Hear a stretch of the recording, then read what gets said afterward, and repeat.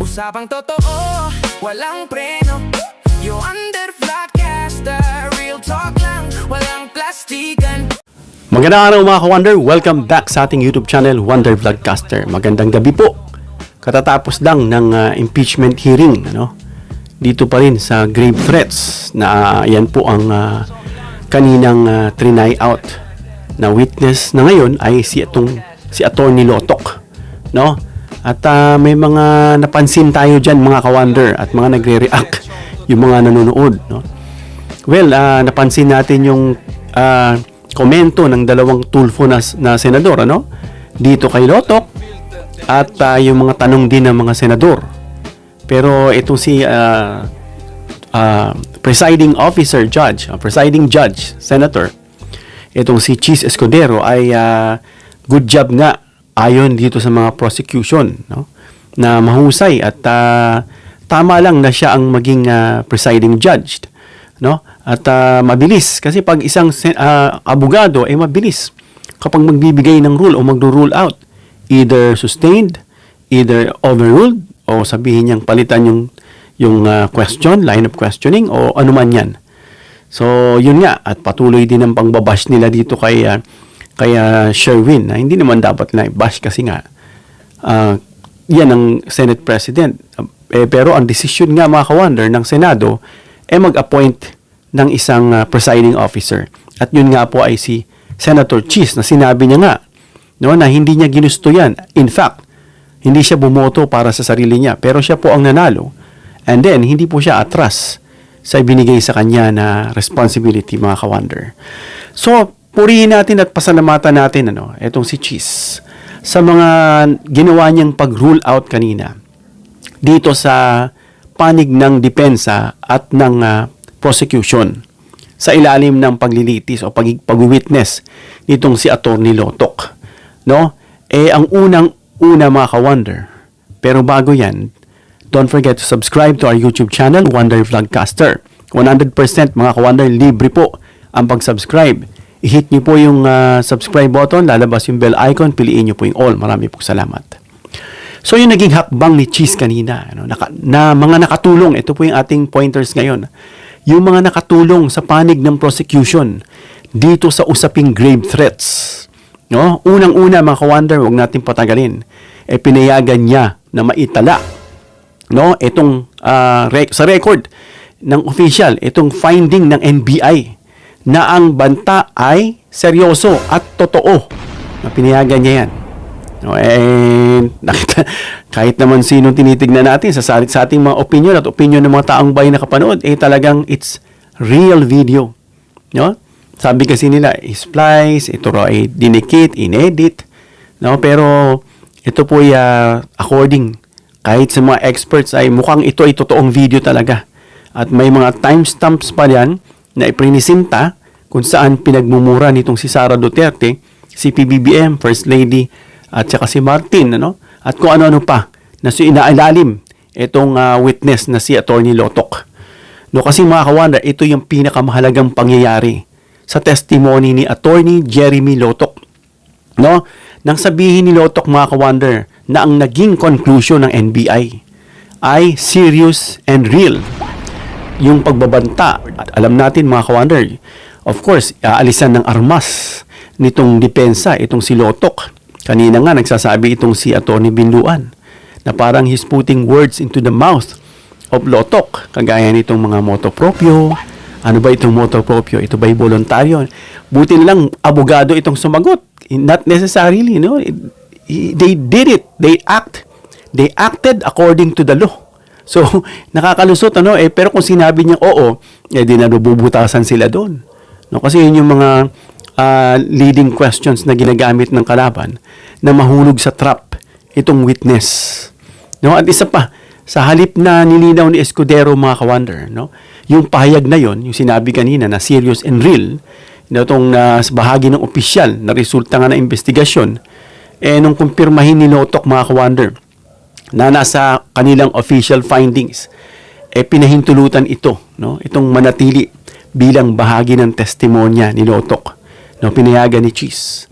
So, nakakatulong yan mga ka-Wonder para ma-establish nitong prosecution yung kanila pong pag-uusig dito kay Sara. At bakit mahalaga, mga ka-wonder, ito sa panig ng prosecution? Itong naging action ni Cheese. Of course, nagkaroon sila ng pagkakataon. Itong prosecution, mga ka-wonder, na may ipakita na hindi lamang personal ang opinion ng isang opisyal, no, na ipinahayag niya, kundi opisyal na konklusyon ng investigating agency. Itong NBI at itong DOJ. Sinasabi pa nga, di ba, independent kayo, sabi ni Binluan. No, parang sumusunod. Kasi parang may tinutumbok dito si Binluan na paakyat sa Pangulo. Na para bang tinutumbok, correct me if I'm wrong, na parang sinasabi na nakikialam ang Pangulo. No? Para din daw bang, kasi itong DOJ, under daw ng executive, which is, oo naman. Pero itong NBI, hindi ba independent kayo? Yes, but they are still under DOJ. Itong NBI. At kasi kino-question dito yung bakit wala namang final na reklamo, bakit sila nag-aksyon o nag-imbestiga. Yun nga ang sagot niya, motu proprio, kaya pinadedefine sa kanya kung ano yung motu proprio. Sabi ni Binluan, ito ba'y voluntary? Not necessary. Sabi ni Attorney Lotok, buti abogado yung sumagot. They acted according to the Constitution. No? Kaya hindi yun nabutasan.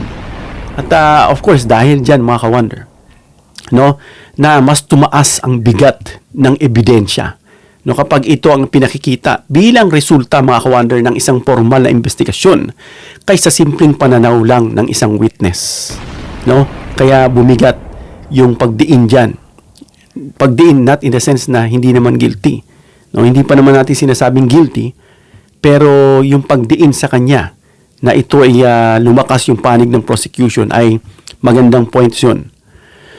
At isa pa, mga ka-wonder, no, na hindi niya agad pinigilan ni Cheese itong prosecution, no, na ipaliwanag ang kabuang proseso ng investigasyon. No, sa halip, mga ka-wonder, na putulin niya yung presentation agad, hinayaan niyang maipaliwanag ni Lotok, no, yung alin, yung paano nagsimula ang investigasyon. Kung nag-narrate si Lotok, hindi niya pinigilan yun, no? At anong ebidensya ang sinusuri dyan, at bakit nagsagawa ng threat assessment ang NBI, at paano sila nakarating sa kanilang findings. So, hindi niya yan pinutol. No? Hinayaan niyang maglahad itong si Lotok o mag-narrate dun sa sinasabi natin. At tanong naman natin, mga ka-wonder, ano naman? Bakit naman niya nakatulong? Kasi, mga ka-wonder, sa batas, mas nagiging kapani-paniwala ang isang konklusyon, no? Kung maipakita muna yung proseso kung paano ito nabuo. Kasi may kita mo rito na ito ay systematic, may sistema. Hindi lang ito opinion basta-basta. So ito ay talagang dumaan sa isang sistema at masusi na step-by-step investigation. No? At isa pa, nakita natin dyan, pangatlo, mga ka-wonder, sa good job ni Cheese sa kanyang pag-preside. No? Sabi nga ng iba, referee, no? Pinanatili niyang nakafocus yung testimony, no, sa official investigation kaysa sa politika. No? Tinignan niya kasi alam natin na ang pag-iimbestiga, hindi niya nga hinayaan putulin ito. Kasi nandoon yung sagot. No? Dahil dito sa sinasabing testimonya, mga ka-wonder. Dahil alam natin na sa korte, kapag pinatawag ka, di ba yung sinasabi nating subpoena ducis tecum at subpoena ad testificandum, mahalaga yan, mga ka-wonder, yung testimony. Pinanatili niyang nakafocus sa testimonya, sa official investigation kaysa politika. No? Kasi isa sa pinakamalagang tungkulin, mga ka-wonder, ng isang presiding officer ay tiyakin, no, na hindi nalihis ang hearing. Nakafocus kasi yun ang mga highlights dun . Hindi yung mag-entertain ka ng kawalang saysay, hahaba lang. So nakafocus talaga doon. Dahil sa pagdinig, mga ka-wonder, no, mas binibigyan diin ang findings ng NBI. Kasi legit ito isa itong bureau na siyang nagkakandak ng investigation. At nire-respeto yan dahil, of course, nag-imbestiga yan . At gustong marinig yung mga naisagawang pag-iimbestiga. At mas naging sentro, mga ka-wonder, itong sinasabing forensic investigation. No, para mapatunayan na itong sinabi ni Sara, ito ba ay edited, spliced, o kung ano man dyan.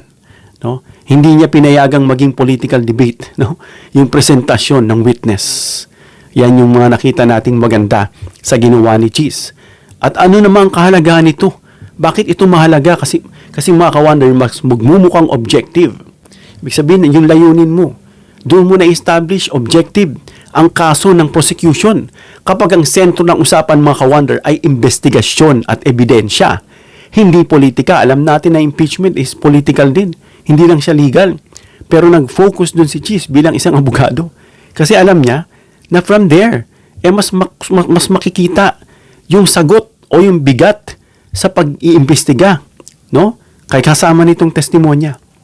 Kaya nag-focus siya sa objective mga ka-wonder nitong paglilitis, no? Para matapos na at makuha na yung sagot diyan at makalipat na ron sa isa pang article of impeachment. Pang-apat mga ka-wonder na nakita natin na pinanood nga natin kanina pa, nandun tayo sa isang establishmento, nag-focus muna tayo, nag-pause muna tayo ron, umorder muna tayo ng maiinom, nag-load tayo at pinanood natin hanggang sa umuwi na tayo rito, tinuloy-tuloy natin. No? Kasi dito sa bahay may malakas na internet, kaya tinuloy natin yung ating pong pagpakikinig. At yung pang-apat nga mga ka-wonder na hindi niya hinayaang maging personal na debate ang witness, no? At ang defense counsel. No? Kasi itong witness talagang dudurugin niya nitong counsel. Talagang tatanungin niya, questionin niya yan. No? Sa cross-examination nitong si Attorney Lotok, sa cross-examination itong ginawa ni Attorney Vinluan, mga ka-wonder, ilang beses na kinailangan ng panatilihin ang kaayusan ng pagtatanong. Di ba? Sabi niya, overruled. O kaya pag may tanong, sasabihin ni Ligutan na parang tanong mo na, nasabi na yan, parang inuulit-ulit lang. At sinasabi nga sa kanya, palitan niya. O, mga ganito. So, maganda talaga ang isang bihasa na isang presiding officer na sabihin natin talaga nakita natin yung kahalagahan ng isang abogado. Kasi nga yung mga nag-preside noon, kagaya ni Drilon, no? Isang abogado rin yan. At si Enrile, isang abogado rin yan. Nung kaso ni Corona. Kay Erap, dito kay Drilon. So, abogado yung mga yan. Mas mabilis ang proseso. No, kaya mga wonder, itong papel ng presiding officer ni si Cheese nga, tiyakin, nasasagot lamang ang witness dun sa tanong. Na wala nang paligoy-ligoy, tinanong sa kanya, sagutin, sasabihin ni Ligutan, ganito, ganyan. The witness may answer if he knows the answer, mga ganon. So, at hindi ito mauwi na sa pagtatalo. Kasi mahahaba lang yan eh. So, nakita niya siguro, sabi rin ni Bam, no, na sana ganito, ganyan, para maintindihan ng mga non-lawyer. Samantalang yung isa dyan na nagpatama na ang tingin sa sarili is very, parang ang dating based on dun sa sinabi niya parang that person is above everybody here except dun sa kapwa lawyer, no? Very condescending ang dating. Sabi nga nung iba very conceited daw, no? Parang aralin nyo to. May mga reaction niya lately, no? Tsaka natin discuss yan. Kasi maraming naaasar mga ka-wonder. At yun nga, mag-focus lamang o sasagot siya itong witness sa tanong at hindi mauuwi sa pagtatalo at hindi mawawala ang focus sa issue. Yun ang mabilis. Wala na yung maling paligoy-ligoy pa. Kaya niya kinokorek. Diretsoy mo yung tanong mo o kung masasagot ng witness, sagutin na lang. No, para mabilis. So, nakatulong ulit itong mga ka-wonder dyan sa prosecution dahil hindi nasira yung credibility ng witness. While itong dalawang senador, sinisira nila yung credibility. No? Kasi daw, hindi raw ito yung tamang tao dyan. Sinabi nitong si Rafi at si Erwin. No? Kasi may mga tanong naman talaga dyan, line of questionings, na walang sakop itong witness. Dahil ito dito yan, kay Kalilang. Doon niya itanong na natapos na nga. Na may mga questions kasi dyan na hindi naman siya nagsagawa. No? Kaya hindi niya masasagot iyon. At sinabi nga nitong dalawang Tulfo na hindi raw ito. So sinisira nila yung credibility ng witness. No, na hindi ito yung witness na dapat na nakasalang dyan. No, sa pamamagitan ng magulong palitan, hindi hinayaan ni Cheese yan. No, although noted lang yung sinabi ng dalawa, pero walang naman naging bearing. No? O ninote lang siguro. At nanatili naman siya. And then, sa Tuesday, ito pa rin, si Attorney Lotok pa rin ang isasalang. Ibig sabihin lang mga ka-wonder, noted lang yung sinabi ng dalawang Tulfo. No? At 5, sa nakita natin mga ka-wonder, panlima, pinanatili niyang bahagi ng record. Nito yung threat assessment ng NBI. Eksperto yung mga NBI.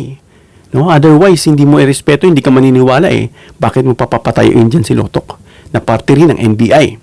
So, itong pinanatili niya yung bahagi ng record, itong assessment ng NBI pagdating dyan sa threat. Kasi ang threat, mga ka-wonder, itong threat assessment ay isa sa pinakamahalagang bahagi ng testimonya. Isa yan sa mga impeachable offenses Kaya yung testimony nitong dalawa, yan ang pinakabahagi dyan.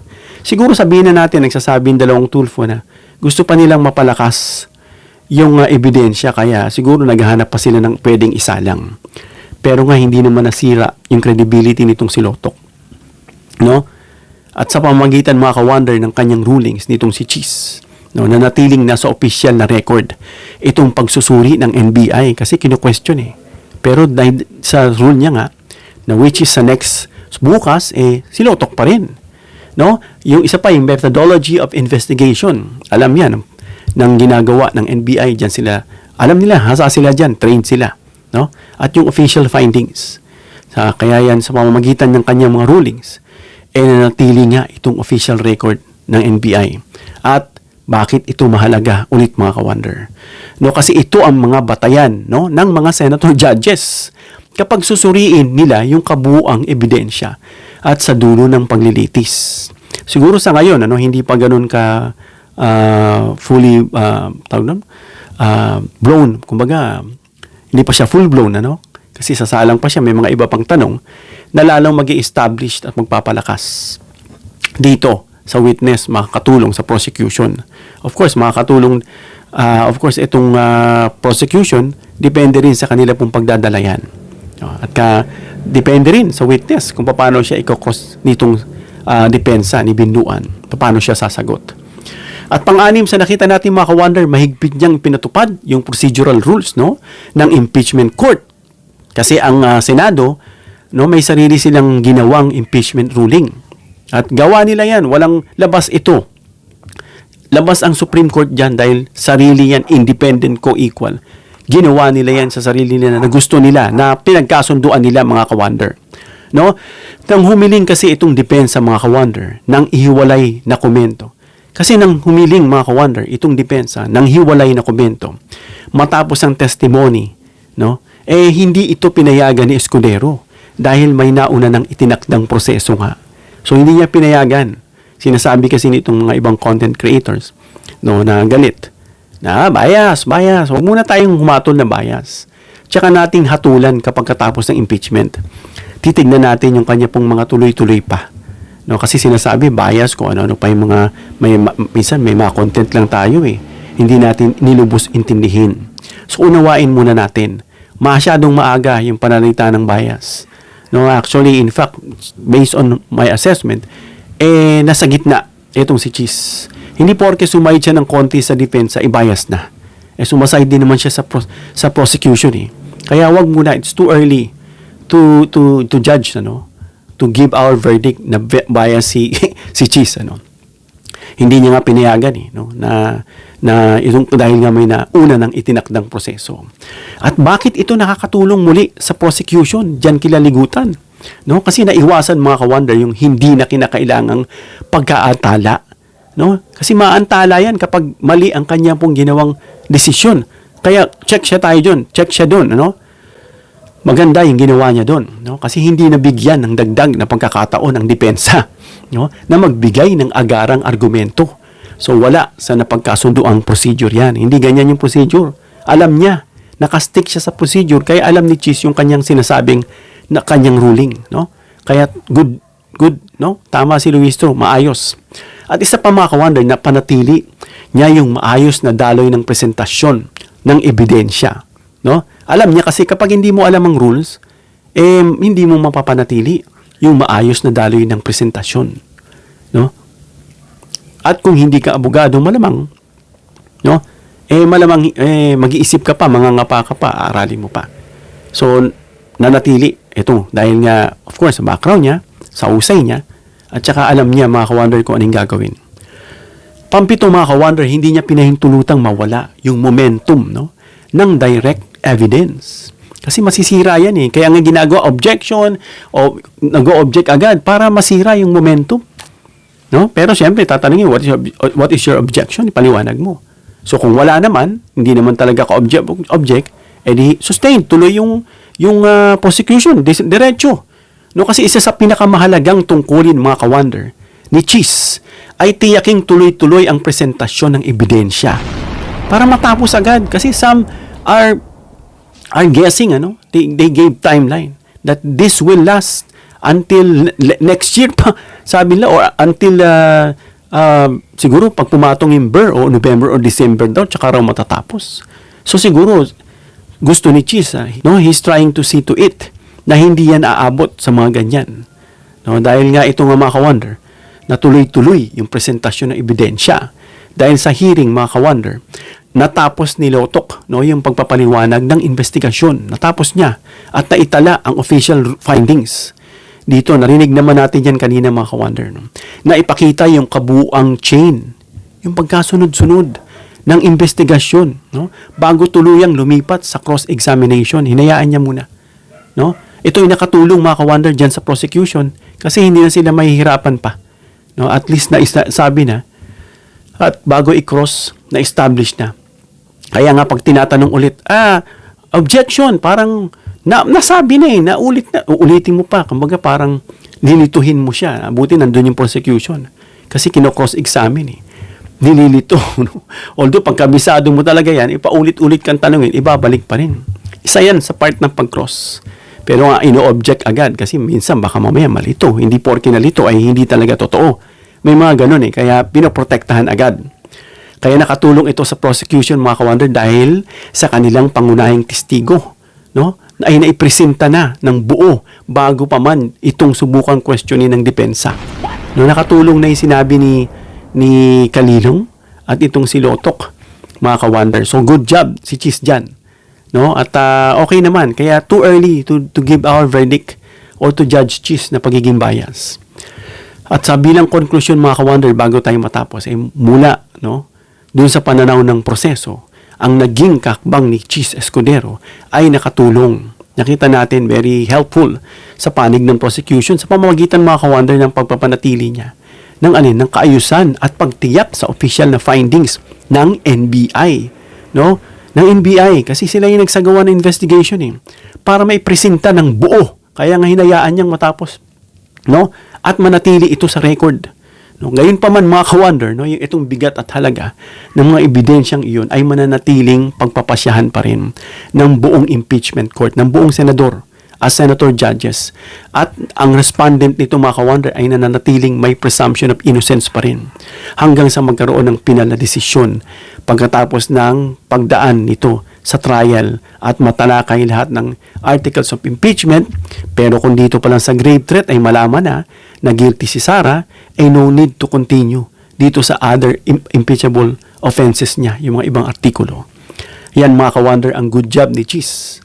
No? Kaya abangan pa natin yan. Hindi pa final yan. Titignan natin kung good pa rin. Next time naman, titignan natin kung ano yung mga bad decision niya o yung mga bad ruling niya. At yan po ang i-discuss natin. Hanggang dito na tayo mga ka-wonder. Comment down below your opinion para mabasa at mareaksyonan.